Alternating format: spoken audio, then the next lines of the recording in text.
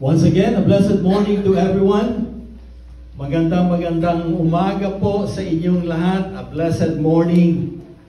So if I may just call your attention, can you turn to the person beside you, behind you, in front of you, and greet that person and say these words, I'm glad you're here. I'm glad you're here. I'm glad you're here. Sino po ba dito ang glad? You've got to be glad. Ang sabi po sa salita ng Panginoon, in the presence of the Lord, there is joy. There is fullness of joy. Kaya dapat po tayong lahat dito ay nagdiriwang. Kahit na po talo ang Blue Jays kagabi, nagdiriwang pa rin tayo. Amen? Amen. Marami po nakita ko ang hahaba ng mukha ngayong umaga dahil natalo daw ang Blue Jays. But you know what? You know, they did a very good job, and we would like to extend also our congratulations to our national team, Blue Jays. Amen? Amen. We're looking forward to another season next year, okay? So, by the way, how was your extra sleep last night? How was it? Well, you know what? I am really hoping everybody had a good rest. Last night, an hour of sleep has done so much in your body that I pray that you will be focused and more alert on the Word of God. Amen? Sana focus and alert tayo sa Word of God this morning. In other words, as sinasabi ko po, don't sleep on me. Huwag niyo po akong tulugan. Amen? Amen. Amen. Amen to that. Now, please join me as we pray. Heavenly Father, I pray that you would just calm our spirits. Set aside our worries so that we may focus on your word, to know them, understand them, believe and embrace them, so that we are transformed more and more into the likeness of your Son, Jesus Christ. We ask this for your glory in Jesus' name. Amen. Amen. So please turn your Bibles to the book of Colossians. Colossians chapter 4, verses 2 to 6. You see, in this particular book, the book of Colossians, the Apostle Paul, as he usually does, what he did was he first established the doctrinal foundation about the supremacy of Christ over all creation, and he also established Christ's sufficiency in our lives. That's what he did in the first two chapters of Colossians, chapters 1 and 2. He established the doctrinal foundation before he gives to us the practical application. And so when we go to chapters 3 to 4, we see in there a description of a new life, bagong buhay kay Kristo.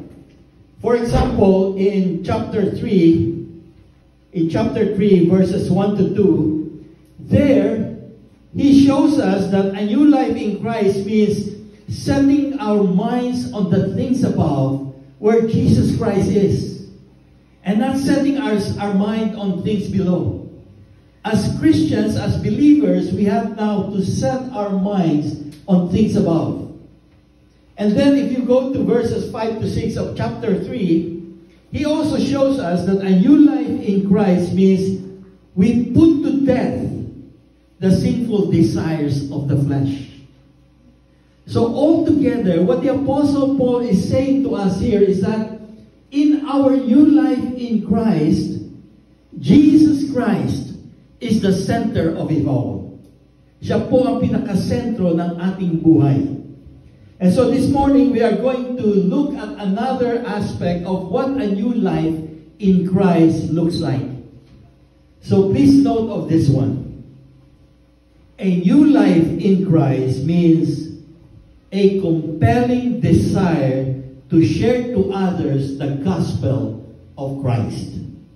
I believe that every true born-again Christian have that strong and compelling desire to share to others the transforming grace of God.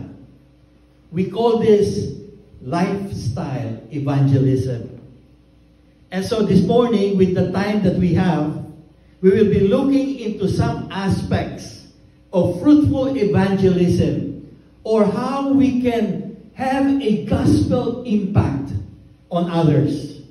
And that's what God has called us to do as a church. Not just to commit ourselves to Christ, not just to commit ourselves to each other, but also to play our role in spreading the gospel, in sharing the gospel to others. And I believe they are all found in the text that we have this morning. So kindly go once again to Colossians chapter 4, and let us read it all together at the same time. May I ask everyone to please rise? At basahin po natin sabay-sabay verses 2 to 6 of chapter 4 of the book of Colossians. So let's do that in 3, 2, 1. Continue steadfastly in prayer, being watchful in it with thanksgiving. At the same time, pray also for us, that God may open for us a door for the word, to declare the mystery of Christ, an account of which I am in prison, that I may make it clear which is how I ought to speak. Walk in wisdom towards outsiders, making the best use of time. Let your speech always be gracious, seasoned with salt, so that you may know how you ought to answer each person. You may all please sit down. And so here is the question. What would it take for us, LifeGate Church, to demonstrate the gospel to others? Or what is it going to take for us, LifeGate, to have a deep impact, gospel impact to others? Ano pa po ba ang magagawa natin ngayon upang maipahayag natin ang ebanghelyo ng may kapangyarihan? I believe the answer to those questions are found in our text this morning. So please note this down. It's going to take these three things. Number 1, prayer. Number 2, life. And number 3, words. Prayer, life, and words. If you think of a 3-legged stool, one leg is prayer, the other leg is life, and the third leg is word. And as a church, we want for those who have never heard of the gospel to hear it. That's why we are here. That is one reason why we are where we are right now. Because we want the gospel to be heard, to be shared. We're here because a lot of people have not heard the good news about Jesus Christ. And we want for them to experience the beauty and the joy and the abundance of relationship with Jesus. Kaya nga po, maybe ang ilan po sa atin, nakukulitan na po kayo sa akin or some of the leaders of the church because we keep on saying, share the gospel, share the gospel. Because it is the power of God for the salvation of man.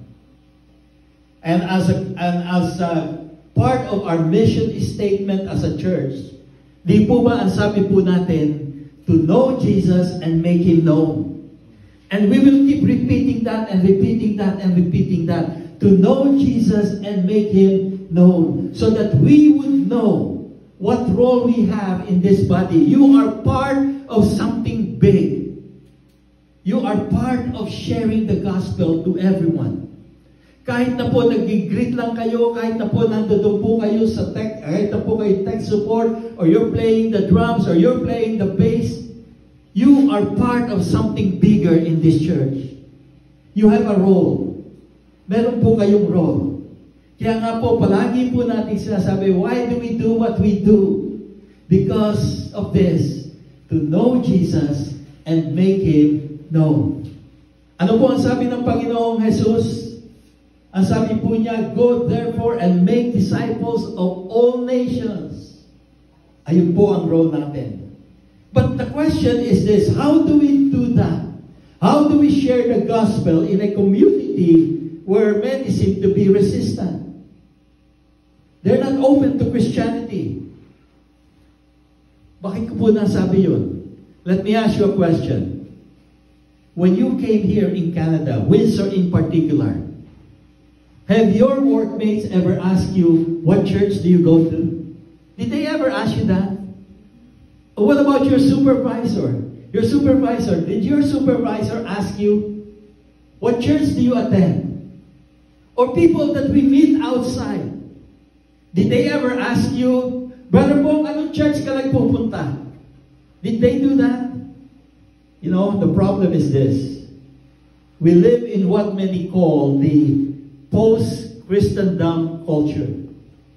That means to say that church, for some, is only a good option. Option lang ang church. Because they don't see the relevance and the importance of church. Now, I don't want to overstate that case because I believe that God is still working in the lives of other people so that they may know Christ. I believe that God is still at work in the lives of many people in our community. But we do have to admit and face the reality that things have become more challenging now. Some of the challenges that we face as believers, as Christians, who wants to share the gospel to others, some people think Christians are weird. Weird. Totoo po yun. Sometimes other people think of us as, you know, something is wrong. And some things that Christianity is untrue. And they think that Christianity, if you want to see the mindset of people that we try to reach, some of them thinks that we are intolerant. But given this, how do we, ordinary people just like us, live in mission? How do we show and tell the gospel so that people are invited into our community so that they may be given the chance to hear the gospel? And so in today's passage, Paul is writing to the Colossians. And he gives us these three important clues about how we can share the gospel in a gospel-resistant culture. And it's going to take these three things: prayer, life, and speech, or word. We're going to really need all of these three, because if you only have one or two, it might not do the job.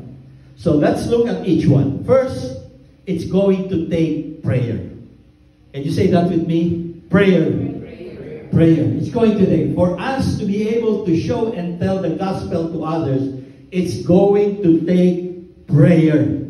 Ang sabi po ni Apostoles Pablo, verses 2 to 3, continue steadfastly in prayer, being watchful in it with thanksgiving. At the same time, pray also for us that God may open to us a door for the word to declare the mystery of Christ, on account of which I am in prison. So friends, if we are going to share the gospel, prayer is very important. It's going to take prayer. Pananalangin.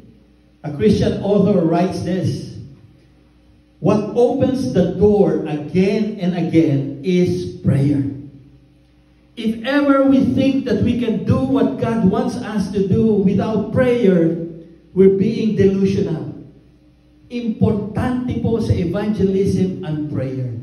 Prayer is not a small thing in evangelism. Prayer is a big thing in evangelism. And one of the things I love about this command of prayer is that it's so accessible. It's so accessible. It's so accessible that the Apostle Paul, a seasoned missionary, he told the Colossians, pray. Pray for yourself. Pray for those you are going to reach. Pray for me also. Remember, these Colossians are new believers. And if there is anything that these Colossians can do to help the Apostle Paul said, ipanalangin niyo po kami. Pray to God that God would open doors. Notice also here that Paul doesn't just say to pray. He said to continue steadfastly in prayer. Puspusang pananalangin po. Pray persistently. So we can't do it without prayer, especially when people are resilient and at the same time full of opposition. And the only way that we can plant this church and see people come to Christ is if we devote ourselves to prayer. It's going to take prayer. Not just a general prayer, but you notice here that it's a tactical prayer. Pray strategically. Ang sabi po dito ni Paul, we're going to have to ask God to give us insight into particular situations. And so when we ask God to open the door so that we may be able to share the gospel, Paul said, pray, Colossians, please pray that we might have an insight of what God is doing in the midst of us. Minsan kasi kumikilos na ang Panginoon, pero dahil hindi po natin nakikita ang pagkilos ng Panginoon, we miss the opportunities.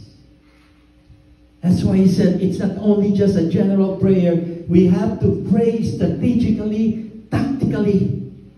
So pray. Pray for individual people. Pray for evangelism in our church overall.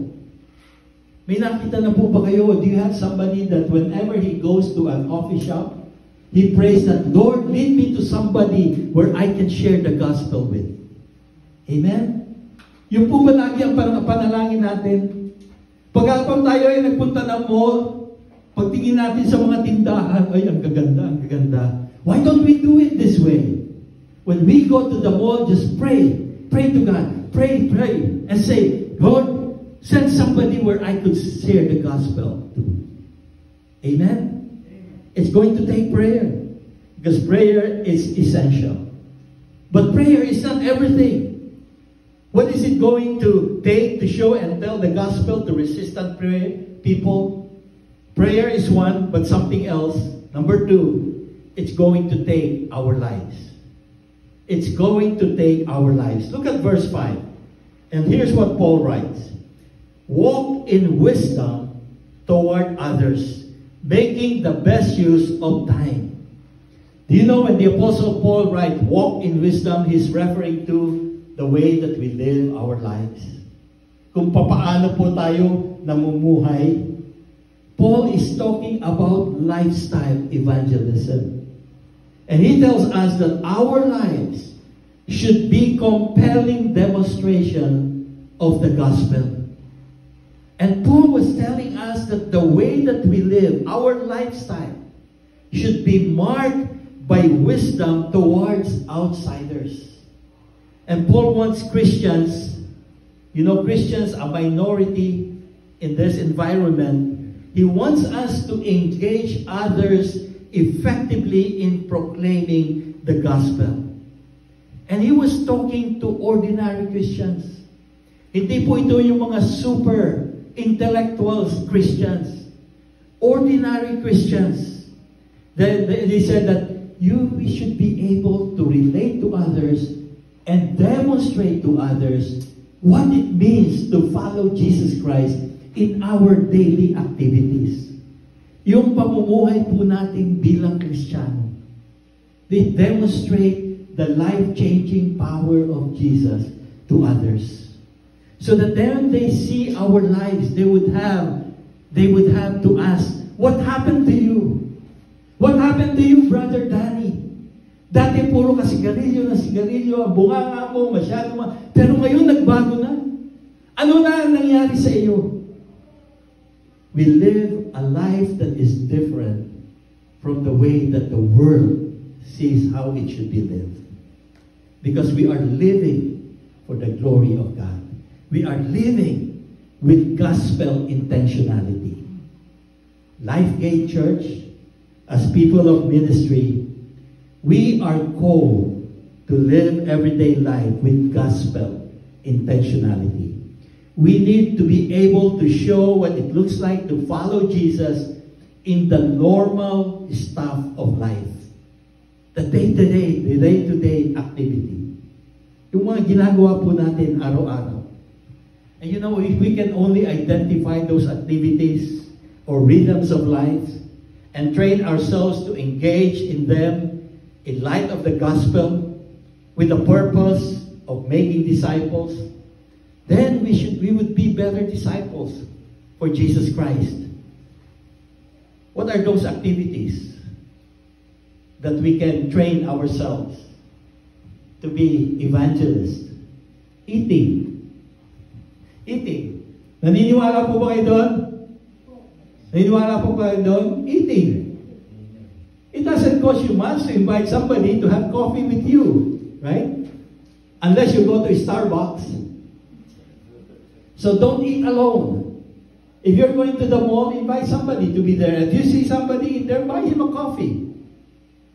Just the other day, you know, we were there at the mall, and one of the workers in the mall, I don't know, maybe we looked so hungry, she just put $20 on our table and said, "Treat yourselves." Well, $20. Can you imagine that? What if you do that to those people around there and say, "Hey, coffee is mine. A donut is mine." And then you start a conversation. What about listening? Listening. Why don't we train ourselves to be good listeners? You know, many times people just want somebody to listen to them. Right? Listen. Kaya nga po, binigyan po tayo ng isang bunganga at dalawang tenga so that we can listen more and talk less. Right? Listening. Listening is a gift. And what about blessing? Even those hard people, even those people that you have difficulty relating with, your co-worker, your supervisor, bless them. Pray for them. Just let them know, I'm praying for you. Or, you know, just simply say, have a good day. You know, you just have to bless them. Give them that blessing. Or how about celebrate? Celebrate with people who are celebrating. Instead of saying, "Oh, we don't celebrate that way. We celebrate this way." Instead of isolating yourself, excluding yourself, celebrate with them. Because some of those events are very important. It's your daughter's birthday, you celebrate them. Even give them a beautiful gift or give them a small gift. That's what the Apostle Paul was trying to tell us. And also he's saying, recreate. Recreate what? What about your hobbies? What is your hobby? Is your hobby fishing? Fishing, I love to fish. But when you're fishing by yourself, I know sometimes I just want to be myself and concentrate on the fish. But what about somebody who just wants some kind of recreation? Just invite them. Invite them. In other words, be in contact. One author says, live in such a way that it would demand a Jesus explanation. Ano ang nangyari sa iyo? Bakit kay saya-saya mo pa rin? Namatayan ka na nga na walang ka pa ng trabaho, mukhang hindi ka nag-aalala. That's exactly what Apostle Paul is saying. Live a compelling and attractive lives marked by the gospel. In a resistant culture, that's what it takes. If you understand the gospel, and your life is being changed by the gospel, then your life will be different.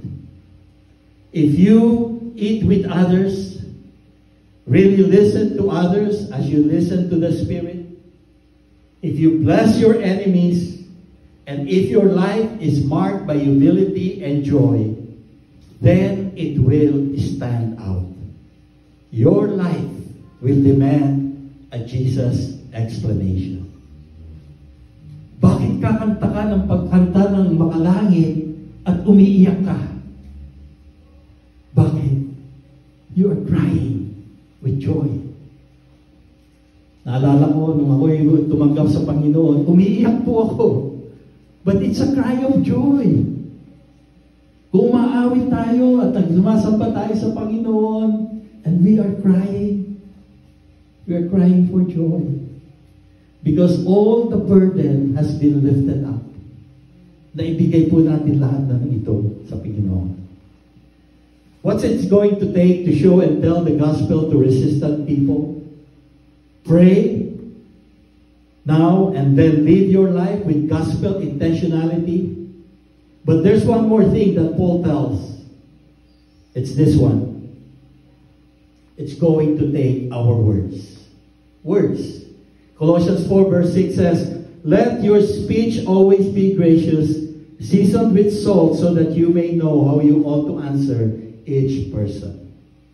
And I love what Paul says here, because you see, in my conversation with those who are not of the faith, they often think that when Christians talk, the people who are not Christians, when Christians talk, they have that perception that the tone is going to be harsh and judgmental. And we have to correct that. You know, I heard horror stories about this one. Minsan, nagsasabi sa akin, even from kapwa believers. One time, I tell you a good example. He approached one unbeliever pa noon, but thank God by His grace, he became a believer also. But the Christian came and said, "Devil, get out of this man." Can you imagine if you do that to somebody that you don't know very well? Of course, we'll be judged and we'll be faced as judgmental. Weirdo, kasabihin. So, you know, these things that the Apostle Paul are telling us are practical things where we can make a platform for the presentation of the gospel. It takes prayer, it takes our life, and it takes words. It takes words. That means that our speech to others shouldn't be harsh and shouldn't be boring, but appealing that when they hear you, they want to hear more. And it happened to me like 2 weeks ago when we were in Michigan and we were talking to somebody like Pastor Bonner Andrada, and he was telling me and he was sharing the Word of God to me, and then I said, I hope the afternoon does not end here, because I want to hear and hear and hear as he shares the Word of God. I especially appreciate how verse 6 ends. Look at this. "So that you may know how you ought to answer each person." That is telling us that there is no cookie-cutter way that we can answer their questions. I'm not saying that we have to be know-it-all, but there is a way that you can answer some questions where the person would feel and see your authenticity. Don't bluff your way. If you do not know the answer to their hard question, just tell them, "Hey, I really would like to answer that question, and I know it's a very hard question. I don't want to give you a wrong answer. So if you can give me one more day, I want to go back to you and give you the answer." How is that? You see, instead of bluffing your way, when you really don't know the answer, just be honest. But do it in a way that is loving, that is compassionate. So I want to emphasize that this doesn't mean that we have the answer to all of the questions. And many times we can just tell the other people, "Hey, I don't know the answer, but I want to give you the right answer. Can I go back to you?" There's a quote that says, "Preach the gospel and use words if necessary." Preach the gospel and use words if necessary. Napakagandang pakinggan, pero totoo po kaya yun? Use words. You know what? You can be preaching the gospel by the way that you live, when they see your good life, but you know there will come a point when you have to use words. Minsan kailangan din po yun. It's important. You see, a compelling life is important, but at some point, we will need to also tell people about Jesus, who He is and what He has done. So use your words, and at the same time, be gracious and winsome and speak of Jesus. Make him the hero because he is worth it. Siya po ang bida. Hindi po tayo ang bida. Si Jesus po ang bida. Most of us, I understand, are scared of evangelism. And most of us think that we cannot do it.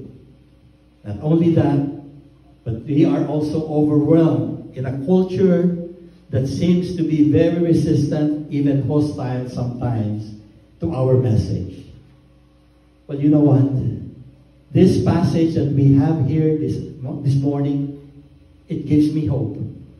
It gives me hope.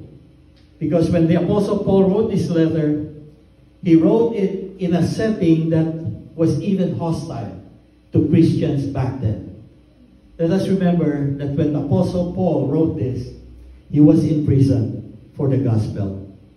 And yet, we can see from his writing that he is full of hope.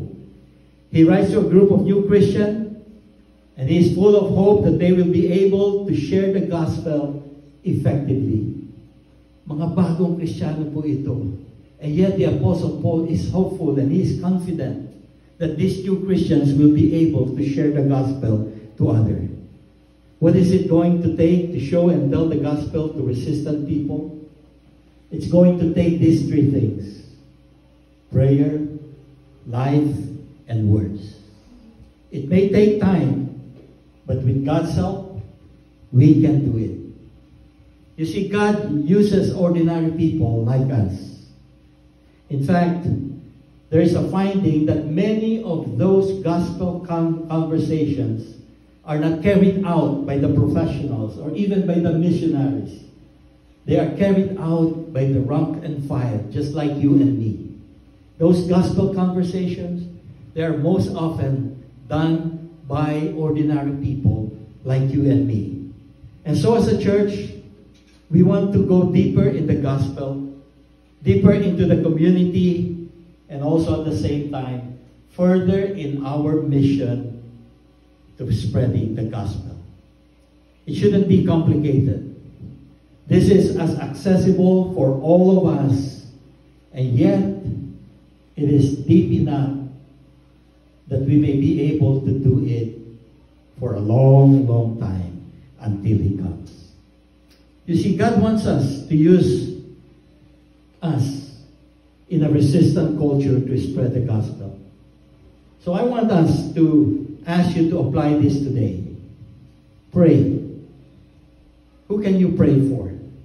Who can you pray for in your network of relationship, in your network of friends? Could you also pray for us as a church that God would grant us open doors and that we would be able to speak with clarity and with conviction from the Holy Spirit? Another thing that you can do, live. How can you live your life with gospel intentionality? How can you walk wisely, making the most of every opportunity? Make the most of every opportunity. Because it will not always be there. You see, life is short, but eternity is forever. And God gives us the daily or everyday opportunity where we can share the gospel to others who need Jesus Christ. Have that mentality of fixing our eyes on things that are eternal and live in such a way, with intentionality for the gospel. And then speak. How can you speak the gospel? How can you make your faith an everyday, natural part of your conversations with other people? How can you ask questions, pray for opportunities, and then be ready for an opening? Paul had every confidence that God could use ordinary baby Christians. And I also have every confidence that God can do the same through us. God is on mission, and He can use us as we show and tell the gospel through our lives. In concluding remark, let me say this. You know, God didn't just save us to live private, isolated lives. He saved us into a family. He saved us into a family where we love, we serve, and we grow together. But at the same time, remember this also. This family isn't just for us. This church isn't just for us. It's for the others. People who are outside of the four walls of this building.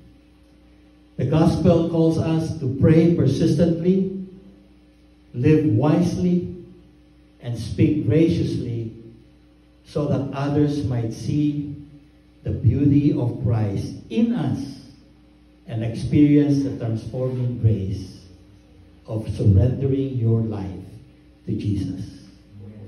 That is how to be a light before men for the glory of God. God bless you all. God bless you.